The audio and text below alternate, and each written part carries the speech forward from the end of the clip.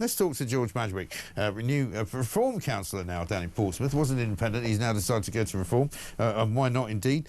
George, very good morning to you. Good morning, Mike. How are you doing? I'm very well indeed, sir. What's the latest news from down there? It turns out that you've discovered there's more asylum seekers in Portsmouth than you thought. Well, I was about to say, I'm glad you had an update 12 days ago, because we haven't had one since 2023, apparently, according to our council's records. And, you know, in relation to where you think they are, well, I can tell you where they probably are, Mike. They're dispersed within our communities without us even knowing it. And that's the story that's breaking from Portsmouth right now. About a month or so ago now, I was approached by a number of residents to tell me that they had been evicted, given Section 21 notices from their landlords to remove them from their properties to make way for migrants. And I thought that that was a bit far-fetched when they originally told me. And then I was told by people that migrants are moving next door to them in HMOs, and I thought that was a bit far-fetched. So I approached the council and said to the council, this is the accusations I'm hearing, you know, tell me more about it. Right. And council said, no, we've got no record of any HMOs being used for migrants. It's not happening in our city. We were told that it wasn't happening, so it's not. And then the breaking point really was early last week, where an estate agent contacted me and said, George, I must make you aware of this. And she was really unhappy because she sold a house last year, an HMO last year, to a developer that had 8 local residents in it. That developer contacted her again to resell the property, and that property had now had 8 illegal, or people, you know, that come here illegally, migrants in that property, and she was asked to resell it. So she approached me with that. I went to the council, said, this is the evidence we got. They went away to the Home Office, and we found out that, yes, indeed, we have 55 HMOs in this city being used to house migrants that they never told the residents about and never told the council about. Right. And these are 55 rental properties, which are what, flats, houses? How does it break down? The houses are multiple occupancy, which obviously usually are former family homes that have been torn up to create small, tiny bedrooms, usually slightly over 10 square meters. And you usually have anywhere between 3 up to 10 people per household. So there could be, the estimates are coming out saying that there is anywhere between 200 and 450 migrants in Portsmouth that we never knew about, that we would never know about. And are all these houses just dotted around? Are they all in the same areas? What can you tell us about that? Yeah, I mean, they are completely dotted around Portsmouth. They're within local communities. They're near schools. They're near GP surgeries. They're right smack bang in the middle of communities. I mean, the Home Office have refused to tell us specifically where any of them are. However, obviously, we've had confirmation from estate agents and so on and so forth to tell us where a few of them are, and they are spread across the city, yes. Yeah, and presumably, and I've made this point before, if they're moving people out of hotels, where they are given, you know, free food, free lodging, free access to all sorts of things like you know, theatre tickets and gyms and football matches and all that, they'll have to continue that support, presumably. So will they be giving them money for food? Will they be providing food for them? What? I mean, yeah, the government do provide them, obviously, a set amount a week, but also we just found out yesterday that Portsmouth specifically, and I believe this is happening elsewhere, are offering a leisure card, something called a leisure card to people. And that gives these asylum seekers free access, as you say, to gyms, badminton courts, tennis courts, squash courts, table tennis, but also it gives them access to discounted coffees and teas and things like that. So not only are they getting money, they're getting access to things that even local working residents don't get access to themselves. Amazing. And do you know where any of these people are from? Or do you know anything about them? Do you know whether they've been checked for, you know, criminal activity abroad or anything like that?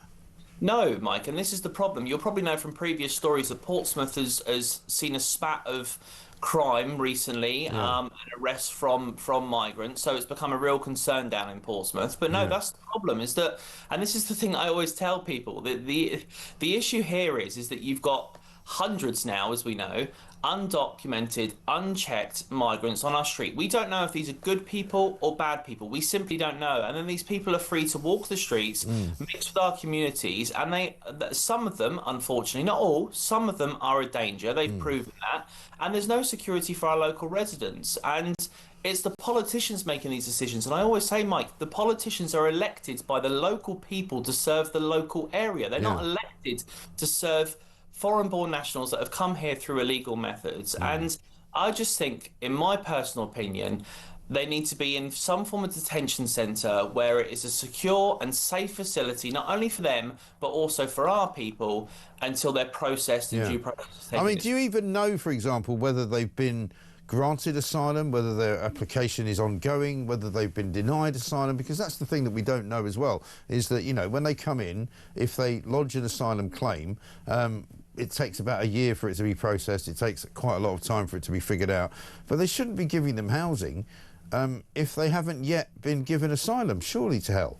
I couldn't agree with you more. And what we've discovered is the hotel. See, we were led to believe in Portsmouth that the Royal Beach Hotel was the only hotel that was being used. We were told that multiple times. And what we found out from staff now at that hotel is that that's been used as a dispersal location. They're going there for a short period of time until they can find local housing in Portsmouth, at which point they're then being put into these houses of multiple occupancy. Yeah.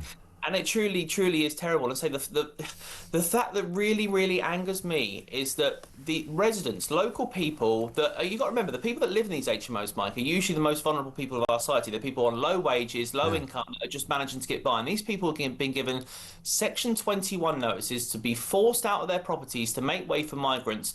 And that is what I think is shocking. When we're in the middle of a housing crisis where we've got 12,000 plus people on the waiting list in Portsmouth, and you're removing affordable housing for those people, I'm sorry, it's a scandal. It's an absolute scandal. Absolutely right. And I was reading a piece at the weekend about Bournemouth, right, in the Sunday Times, where there's a group of people, they call themselves vigilantes, but some people don't like them being called that, who are literally patrolling the streets at night to make the streets safe for the women and girls of Bournemouth. I don't know whether you've got that problem in Portsmouth or whether you've got anything like that going on, but this is a real problem that ain't going away.